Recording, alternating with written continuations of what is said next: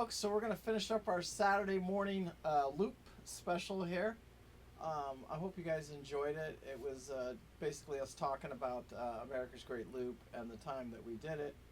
And today we're going to finish it up by talking about the river system, Chief. Anyway, so today we're going to talk about the river system because we left off last week. We entered Chicago. The big mistake we made in the Chicago was not doing downtown when we should have. Yeah. And then if we had for the record, we did go downtown on a different trip. So yeah, correct. Anyway, this is episode 8, and we're gonna talk about going down the river system now, like the Mississippi, the Tennessee, the Tombigbee, all the way to the Mobile River, and what that experience was like, and what happened to us, basically. Yeah. I think when we started it, I was married at the time to Beverly, so everybody's been watching the channel for a long time, and she was scared shitless about this river system because, snakes falling in the boat and stuff. You just read stuff on Facebook and all this bullshit. And she reads the little things every day. Yeah, so. all the notes, the crib notes, and all that stuff. Yeah. I mean, we may have saw some snakes crossing the river or something. Yeah. But there was never any in the boat. We were never in any danger. And it was kind of weird because the river system was probably the most feared, and I think she instilled the fear in, but it actually was the coolest because no weather. It didn't really matter what the weather's doing. Yeah, it doesn't matter. When you have a small body of water like that, you don't have to deal with the rough waves. So the river system's not horrible. Yeah. Now I will tell you this: we came down the Illinois. That's a very thin, narrow channel. It gets very tight there in the very beginning. You remember that? Yeah. Really tight. Real tight. Yeah.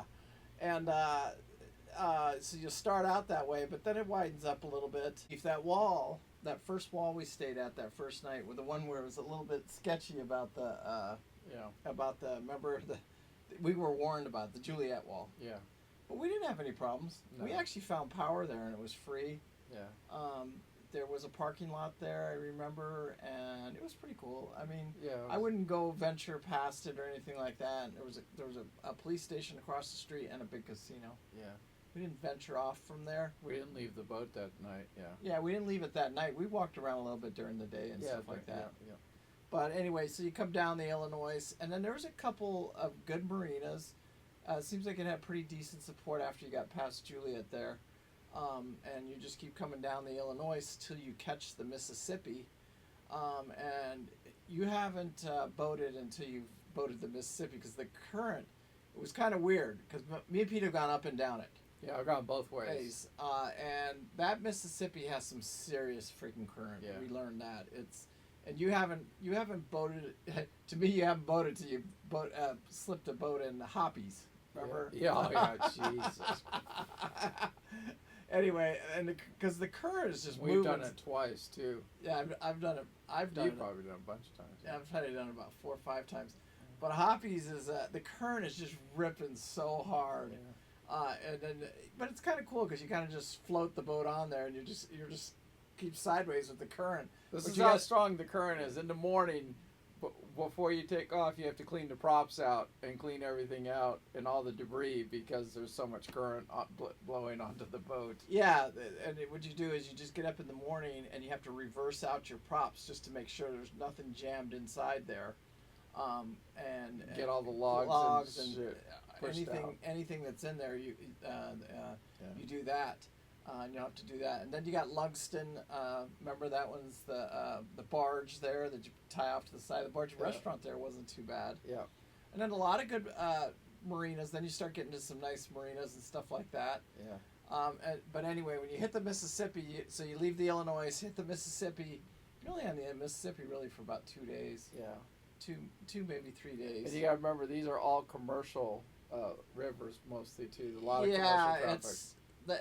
So the Illinois and the Mississippi are probably the 2 worst, and they really don't like recreational boaters. They just don't, and they don't want us on there. No. And so the best thing and the best advice I can give anybody, just stay out of their way. Yeah. Don't try and rush. If you're behind a tow, a tow's going underneath a bridge, let it go underneath the bridge. If it's coming towards you, let it come through the bridge. They can't stop those things. Yeah. They're going very slow, but there's just thousands and tens of thousands, hundreds and thousands of pounds. They just can't. They're not stopping them, and they're not turning them. Yeah. So just stay out of their way. Yeah. Let them do their jobs. And that being said, don't get too close to the bank either, because you'll hit a stub. So yeah, you got to stay in got to keep yourself in plenty of water, and there's plenty of room. Yeah, there is. And I noticed too, like when I say give the toes room, like if you're coming up to and it's getting close and you see a bridge up there, let the tow go. You just hang out behind. You just do your 3 or 4 knots and let the tow go in, and then come out behind him and then pass him. Yeah. Don't try and beat him to the bridge at a slow speed unless you're going to speed up to 20 knots and just get past him. Yeah, just to blow past him. But other than that, yeah, just let him time it right. Now, if you can get by him and you know there's one coming and it's a long ways and you can get by him, it's fine. But don't try and force it, is what Paul's saying. Yeah, don't force it. Just be respectful. Some of them will talk to you. Some of the captains are very, very nice. They're either really nice or they won't talk to you at all. And it goes, and mostly they won't talk to you at all. No. But when you get one that'll talk to you, they teach you, they tell you a lot and stuff. Another big thing about the river systems, a lot of people, this is where the AIS comes in very handy. I've run the river system without it. I've run it with it. I've run it with radar, and I've run it without radar. I like AIS. Made a believer out of me why AIS is important. And running them both ways now, because Southern Estate, we didn't have working radar, because remember our radar, we hit it in the Erie Canal and we were waiting for parts. And we didn't get that, remember, until we got to Florence. Yeah, but I thought we didn't. No, we didn't have any radar till Florence. We had it. I kind of had it working, but it wasn't working that great. Oh, okay. And then we didn't have AIS on Southern Estate here. A lot of people will say that that's very, very important. It's not that. I mean, you're going to see these tows are massive, and you're not cruising at nighttime. Another thing, we have anchored on the Mississippi several times now, up and down in different boats and stuff like that. And that's not that big of a deal. You just get out of the tow's way. Yeah, you go to the side and just stay out of the tow's way, and you can kind of tell where those areas at and where the anchorages are at. They're pretty well marked on your charts there. And don't push your time and try and do it at nighttime. No, we did that one time. We pushed a little too hard, and we ended up couldn't find a spot. But we ended up finding a spot. Everything was cool, but you can't. Some of that rivers. That was where the Mississippi and the Ohio and all that came together right there, and we had a mess. We were going against, we're going against the current. Everything got very slow for us. But coming down the river, if you're on the loop and you're coming down the river, things happen much faster. Yeah. But yeah, you want to make sure when you anchor, you're staying out of the tow's way for sure. And they are called tows, by the way. They don't look like you say, well, it's a push. It's a barge pushing, but they actually call them tows, and they're pushing those big, massive barge. So anyway, so you got the Illinois, then the Mississippi. You're not on the Mississippi very long. You get fuel at Hoppy's. Then your next big place is probably Alton. When you right when you get off the Mississippi there. I've stayed at West Alton, and then the locks on the river system. So if you don't do the locks coming down for the loop, and you do the locks on the Erie Canal, it's much different locking system. Oh yeah. The locks are, I think they're easier on the river system. Yeah. Yeah, because they're more modern and they're more government controlled. On the Erie, you're just holding these greasy, nasty ropes. From the 1800s, and it's just. Yeah, it's a mess. Yeah. But on the big locks, you just drive up to your cleat, your buoy. Yeah, and you just it's one line, and you just tie off the center of the boat, and it's a floating balyard usually, and you just go up and down. Yeah, I mean you gotta pay attention too to make sure, but 100%. At the same time, they're really easy. In my opinion, they are. Yeah, they're pretty easy. A lot of people are intimidated by them. So anyway, Illinois, Mississippi, then you jump on the Ohio, and you're actually going upriver on the Ohio. Once you get through with the Ohio Kentucky Lake. Now it's beautiful because now you're into Green Turtle Bay. Yeah.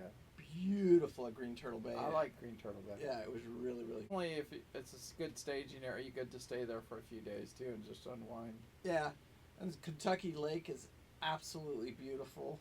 Yeah. And then there's a little route that you got to go around because the locking gets a little tricky there. Those guys over there, if you remember correctly, that's where they hit them with the electric shock and the fish. Yeah. Jesus. And then you have two different locks. We went to the furthest lock. It's about a 10-mile or 20-mile jaunt around there. The Cumberland River. You take the Cumberland River around, and then you jump over here to the Blakely Dam Lock, Kentucky Dam Lock. 'Cause you could get stuck there for a couple days. Yeah. So we always just go around the Cumberland and take it in there. But they don't just open that lock for anybody. It's a pain in the butt, really. Yeah. But anyway, so once you get on Kentucky Lake there, beautiful, beautiful boating over there. I would say it's some of the prettiest in the world. And then you're going to get on the Tennessee River there for a little while. And then Florence, you get to the Iuka, all of that stuff. I liked all that too. Yeah. Florence is where you got off the boat, if you remember correctly. Yeah. And then from Florence, but you went over to Iuka, because we did it all with you around there, because Florence was about a 20-mile ride up the river. You got off, that's where you caught your plane and went home. Yeah. Me and Beverly then came back down. We actually stayed at Iuka for a month. Remember riding out the hurricane? Yeah. And then you get on the Tennessee and then the Tombigbee. Again, all a little bit of anchoring. Me and Bev are doing more anchoring by now. And, another beautiful, beautiful, beautiful, beautiful place. Coming out of Pickwick there, and it's probably one of the prettiest stops. Somebody told me about it. Bay Springs. That was absolutely gorgeous. I've stayed at the Bay Springs, there's an anchorage over there by the visitor center, and it was absolutely gorgeous. Probably some of the prettiest water that you can stay at, and in the morning you just get up and go to the lock. I've been there a couple of times. It's just absolutely gorgeous. I don't know if me and you stayed there only because I think we pushed it a little bit harder than what me and Bev were coming off the river there, but that's absolutely, Bay Springs was probably one of the prettiest places that you can stop. And then, like I said, you just keep coming down the locks there. And then you got the Tennessee, then the Tombigbee. Tombigbee gets a little more. You start seeing a little more traffic, commercial traffic, I thought. And then it gets really windy and snaky down there towards the end of it. You remember all those horseshoe turns? It seems like you just go for days. You like 2 days of driving and you made it about 8 miles. Yeah, because it's just 50 miles though is like takes you forever because you're just doing this. Yeah, you just all the switchbacks and stuff like that. That's down towards the end and stuff like that. Yeah. I would say, for me, the river system. If I was breaking the loop down, the worst part of the loop for me was probably Lake Erie. I wouldn't even put I would put the river system. It was actually pleasurable. Yeah, I liked it because we saw a bear. Yeah, first off, too, you get to you've heard the song, the mighty Mississippi, and then you get a little experience on all of it, and you get to run it and see the cities and stuff like that. So I really liked the river system a lot, but. You just have to pay attention because it does get commercial. It is commercial. There is logs. You hear all these stories about people, but it's usually people that aren't paying attention. Yeah. They get too close to the side. Yeah. I mean, it's luck of the draw because you can't see underneath that water. No, so, yeah. I mean, you hit something, you hit something. And you can. Don't even worry about it. If you do, you do. It happens every single day. So. But I think if you stay in the center and kind of learn the system, you'll do just fine. It's not that it's not a stress. It shouldn't be a stressful time. Like I said, we had a bear crossing once, a little baby bear. Yeah. We saw an eagle. Remember the day we're all up there on the bridge and this eagle just jumps down in front of the boat and picks a fish right up out of the water. We couldn't even get the camera or nothing. Remember? Yeah. It was just absolutely gorgeous. Yeah. The river, you're going to see so many bald eagles and so many fish camps and so many.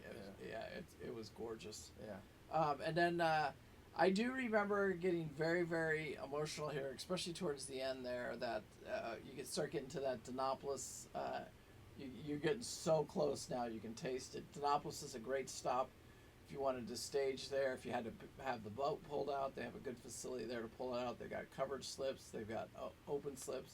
Good marina. They take care of the loopers and stuff like that.